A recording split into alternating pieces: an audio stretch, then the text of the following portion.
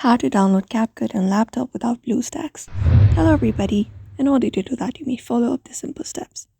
So in order to do that, you can directly head over to the main browser of CapCut. Type in CapCut in your browser and you should be finding this link. So from the given link, you can easily look for download for free option, or you can directly click on CapCut.com.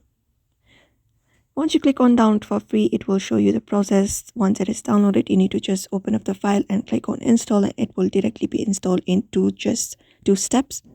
So if it's not downloaded, you can click here and it will start downloading. Wait for the download to be completed. All you gotta do is simply do that.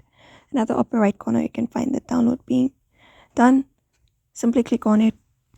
After that, just open up the file in your computer and then wait for your file manager to be opened up. Just go ahead and locate it up and click on install, and it will start installing on your device, and that's it. So that is it for now. You may follow up this method in order to install CapCut. So I hope this video was helpful. Give it a thumbs up and subscribe for more tips and tutorials.